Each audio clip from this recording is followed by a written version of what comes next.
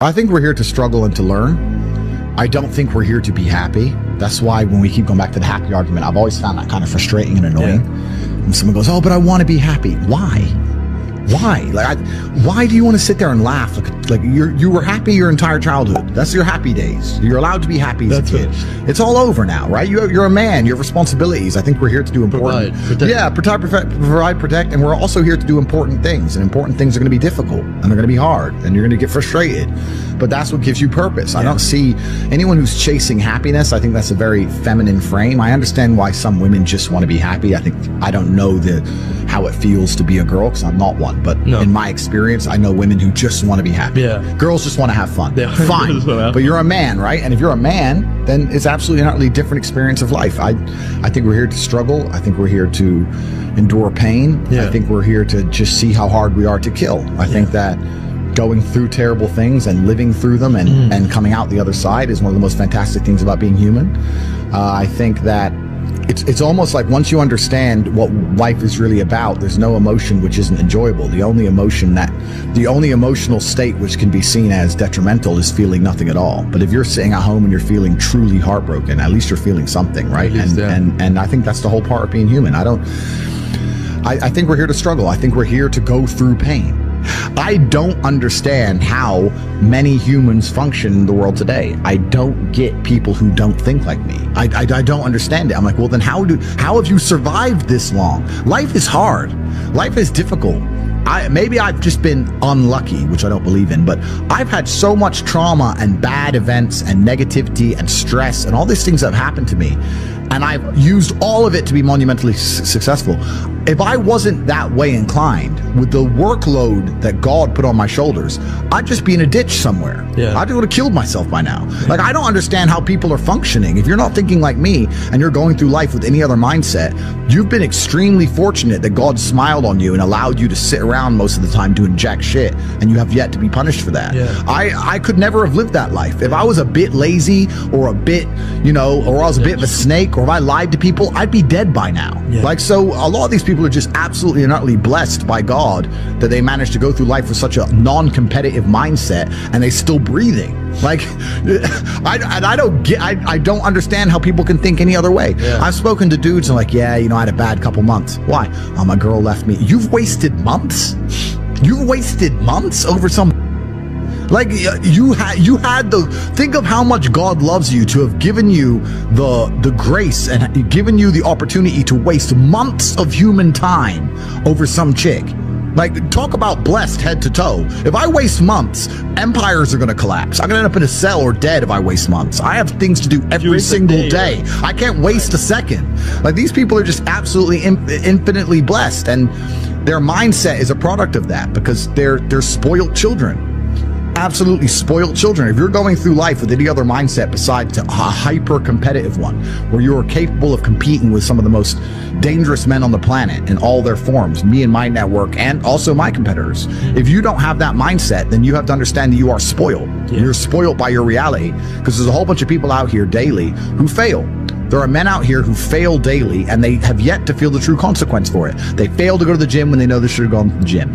They fail because they forgot their keys and it took them 10 minutes to find them. They fail because they replied to a question they got sent on WhatsApp the wrong way. They fail because they didn't smile when they were supposed to. They didn't say please and thank you to that person who helped them. They fail because they didn't say hi to that girl who's looking at them out the corner of their eye. They just fail perpetually. They go through life missing every opportunity and just failing. And somehow we've built a society which is so soft and God is so giving and so graceful that they still have a place to eat and somewhere to sleep, and they're still surviving.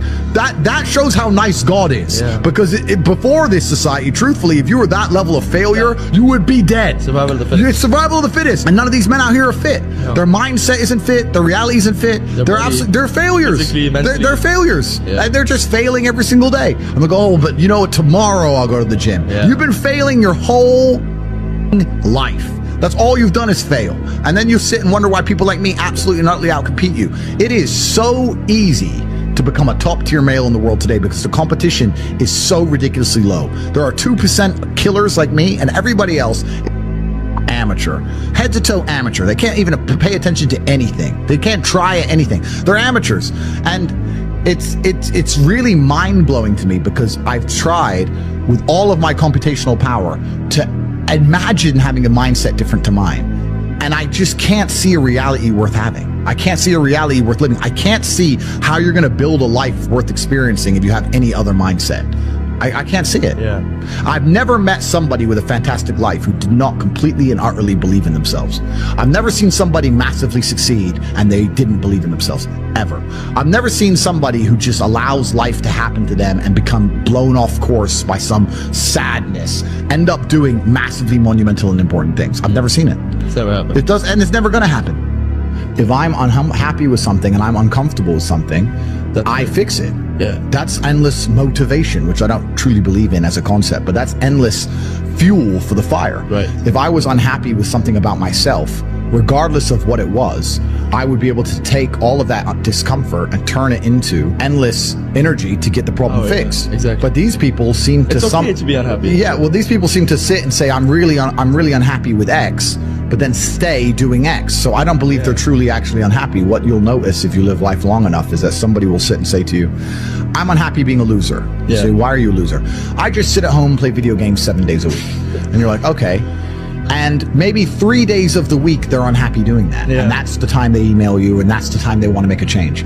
But 4 days of the week, they don't really, it doesn't really bother them. It doesn't really bother them. Because if it bothered them 7 days a week, guess what? They would fix it. Correct. So I have very little sympathy for people. And that's not because I'm not a nice person, but it's because I've been so hard on myself and I've been through so many things that were difficult, and I've been through so much pain and trauma myself, some of it self-inflicted, some of it given to me by God to make me a better person.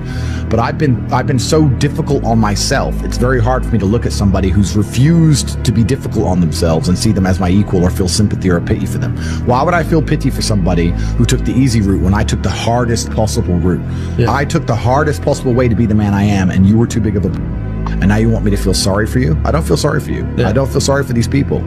And because as a man, you can be anything you decide you want to be. That's the beauty of being a male. You can build your character completely from the ground up, just like a video game. Every single thing about me that people respect, I built.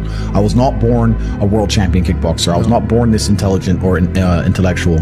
I was not born this rich. I was not born this strong. I was not born this confident. I was not born this interesting. I was not born this charismatic and humble and gorgeous and tall and strong and sexy. I was not born none of these things. I became these things myself. So I deserve all the spoils of war. And anybody who decides they don't want to work hard enough to become those things, then they deserve to sit and accept they're my inferior. That's their problem. I don't care how I feel. I don't care if I feel happy or sad. It doesn't really affect what I do each day. I do the exact same things. I act the exact same way.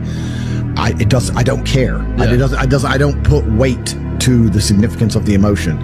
So I always consider myself a happy person, but if I woke up and I was slightly less happy one day than another, it wouldn't affect anything I do, and I wouldn't put any relevance to it. I'm human, and that's life.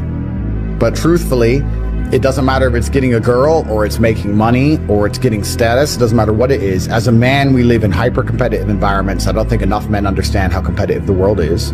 If you want a girl, you're competing against other men. You're not the only man who had the idea of getting that girl. There's no girl you're going to see and go, I'll get that girl, and didn't cross anyone else's mind. Everybody else wants her. You have to outcompete other men. You have to be as competitive as possible. You have to be as successful as possible in all realms. You have to be as good-looking, as funny, as smart, as spontaneous, as interesting, as charismatic, as rich as possible. You need to try very hard to be your absolute best. And as you become a better man, you'll crack through different tiers of attractiveness, and eventually you get to the top and you'll be able to have any girl you want. But the truth is, I have a lot of guys ask me, similar to your question, a guy will come to me and go, how do I get a girl? I'm like, bro, you're a loser. Yeah, but I know, but how do I get a girl? Well, you're a fucking loser. You're a loser. Why are you asking me? It's like saying, how do I win a race with a push bike? You're racing Ferraris. What do you want me to do? There's only so much you can do. There's only so hard you can pedal. There's only so many tricks and tips. There's only so many game things you can say, so many pickup lines. If you're a loser, it's going to be very, very difficult, and it's going to get harder and harder. The game is rigged to become harder and harder for men. It's not getting easier. It's going the other way. And if you're going to be on a racetrack and there's going to be Ferraris there, and you're going to be on a pedal bike or in a Nissan, you're going to get smoked. That's the game. You have to up yourself. You have to improve yourself. I'm not going to lie to anybody here and say you don't have to improve yourself. You can stay a loser and get chicks, because you can.